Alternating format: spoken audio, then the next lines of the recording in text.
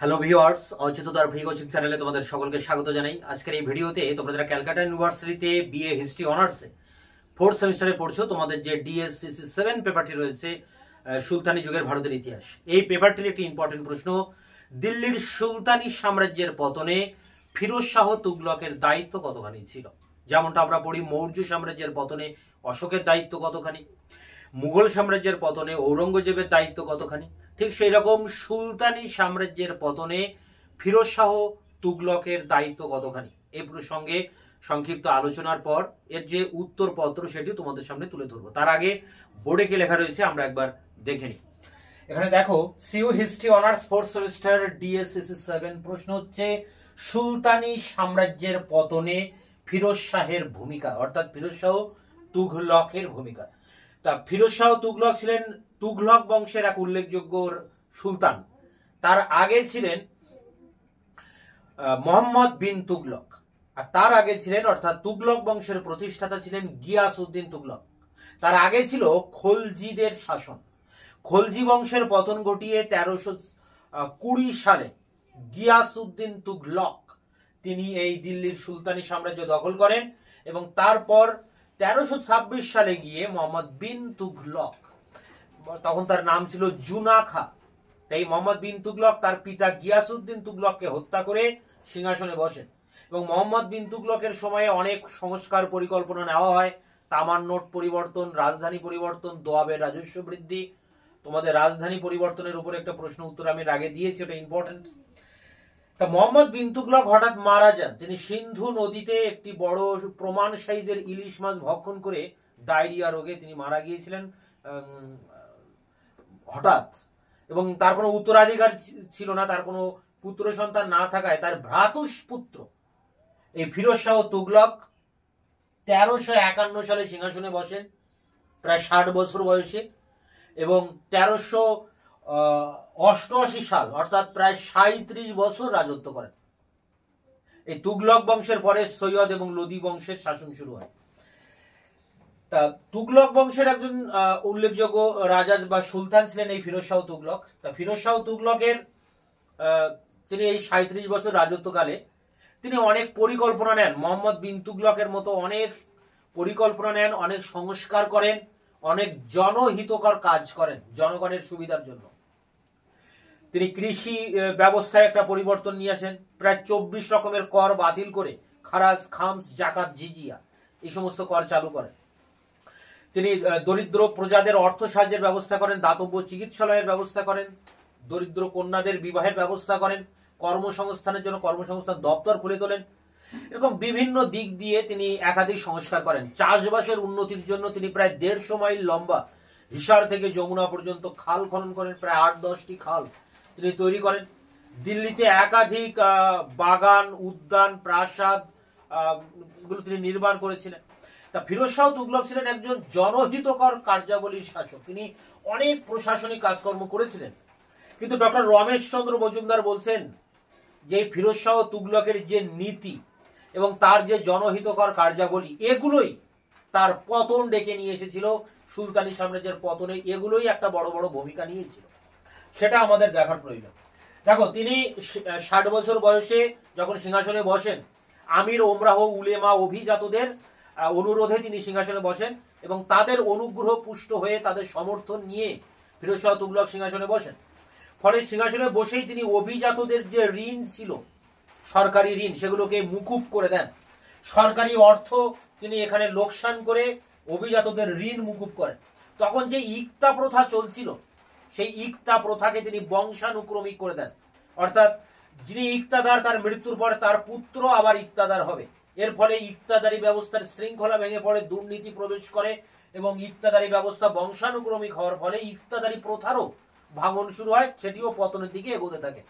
ইক্তা প্রথা ছিল সমগ্র সুলতানি যুগের ভূমি রাজস্ব ব্যবস্থা। তো এই সমস্ত কিছুর ফলে সাম্রাজ্যের যে সংহতি, সেই সংহতিটা নষ্ট হতে বসে বা নষ্ট হয়ে যায়। এরপরে দেখো, তিনি সেনাদের জায়গির দিচ্ছেন, সেনাদের বেতনের পরিবর্তে তিনি জমি দিতেন, অর্থাৎ জায়গির প্রদান করতেন। ফলে জায়গিরদারি প্রথা তিনি গড়ে তুলছেন। তিনি কোনো স্থায়ী সেনাবাহিনী গড়ে তোলেননি, সরকারি যে স্থায়ী সেনাবাহিনী, যে ফোর্সের প্রয়োজন, সেটা কিন্তু তিনি তৈরি করেননি, তিনি স্থায়ী সেনাদল ভেঙে দেন। এর ফলে কি হয়, সামন্ততান্ত্রিক যে প্রথা ছিল এর আগে আদি মধ্যযুগে, সেই সামন্ততান্ত্রিক প্রথা কিন্তু আবার মাথাচাড়া দিয়ে ওঠে এবং এই সেনা দলে যে দাগ এবং হুলিয়া প্রথা ছিল আলাউদ্দিন খলজি চালু করেছিলেন, প্রতিটি ঘোড়াকে চিহ্নিত করার জন্য একটা বিশেষ দাগ দেওয়া তার গায়ে, এবং যে সৈনিক তার দৈহিক বর্ণনা লিখে রাখা হুলিয়া, এই প্রথার মধ্য দিয়ে সামরিক ক্ষেত্রে যে দুর্নীতি ছিল সেটাকে রোধ করা গিয়েছিল, পূর্ববর্তী সুলতানরা করেছিলেন, সাম্রাজ্যবাদী শাসক আলাউদ্দিন খলজি। কিন্তু মোহাম্মদ ফিরোজ শাহ তুগলক তিনি এই দাগ এবং হুলিয়া প্রথা তুলে দিয়ে সেনাবাহিনীর যে শক্তি সেটাকে নষ্ট করে ফেলেন, খাত্র শক্তিকে নষ্ট করে ফেলেন, হ্যাঁ, এবং দেশের সামন্ততান্ত্রিক প্রথাকে তিনি পুনরায় প্রবর্তন করেন। অর্থাৎ এক কথায় দেখতে গেলে এই ফিরোজ শাহ তুগলকের যে নীতি, সে নীতি ছিল আপোষমূলক নীতি, তোষণ করার নীতি।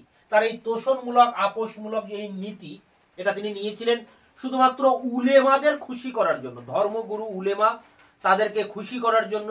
তিনি ধর্মীয় রীতি অনুযায়ী দেশে হিন্দুদের উপরে জিজিয়া কর চালু করেন এবং ধর্মের ক্ষেত্রে অনেক নিয়ম নীতি প্রবর্তন করেন, হিন্দুদের উপর অনেক বিধিনিষেধ আরোপ করেন, এই সমস্ত মুসলিম ধর্মগুরু বা উলেমাদেরকে খুশি করার জন্য।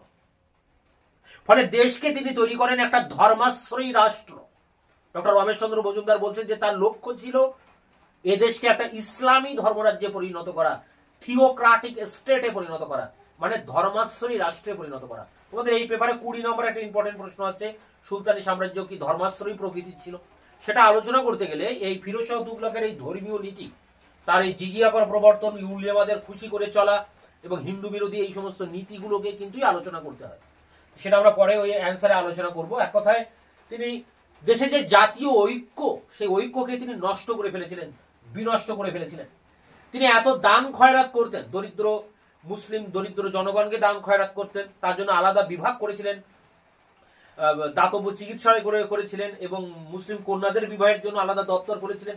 দান খয়রাতির জন্য তিনি সদা হস্ত ছিলেন এবং এই বিপুল পরিমাণ দান খয়রাত করতে গিয়ে তার যে রাজকোষ সেটা শূন্য হয়ে গিয়েছিল, ফলে দেশে অর্থনৈতিক সংকট দেখা দেয়।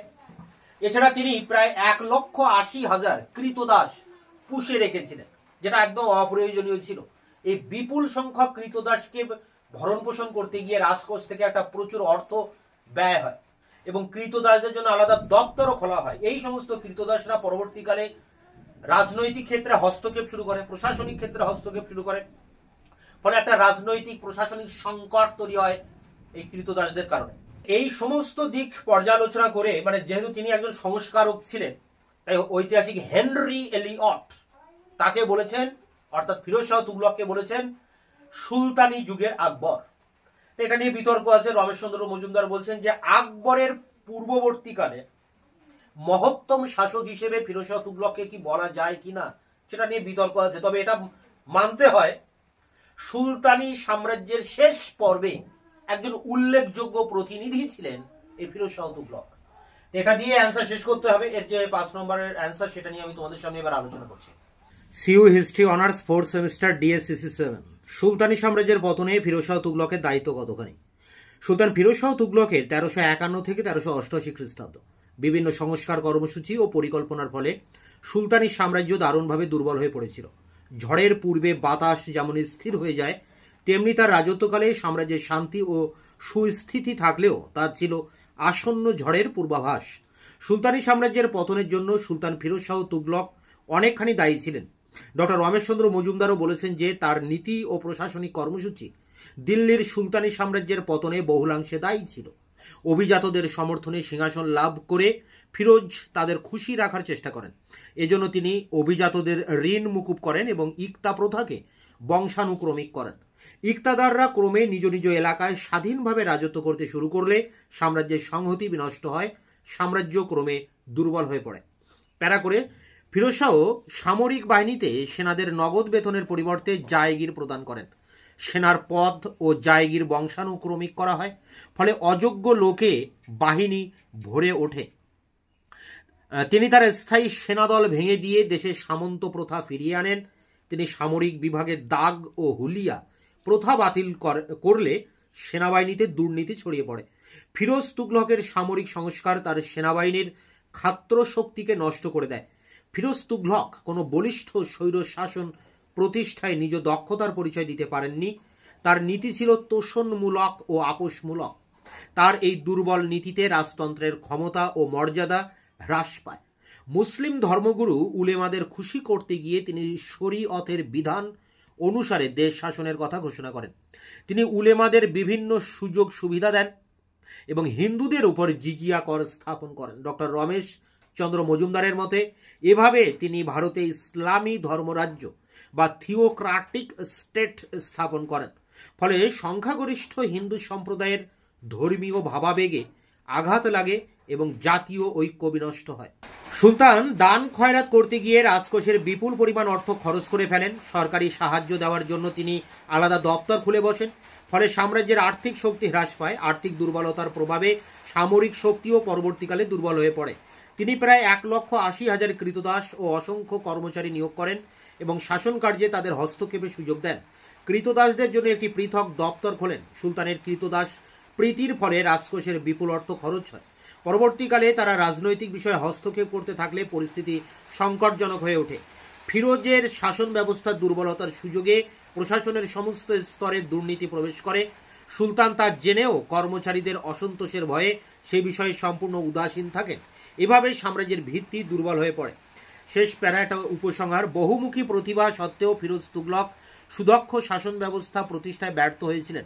হেনরি এলিয়ট তাকে সুলতানি যুগের আকবর বলে অভিহিত করলেও প্রকৃতপক্ষে আকবরের সঙ্গে ফিরোজ তুগলকের তুলনা যুক্তিসঙ্গত নয়।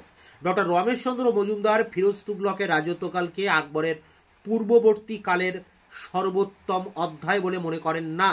তার মতে ফিরোজ তুগলক দিল্লি ছিলেন সুলতানি সাম্রাজ্যের শেষ উল্লেখযোগ্য প্রতিনিধি, the last of the notable sultan of Delhi.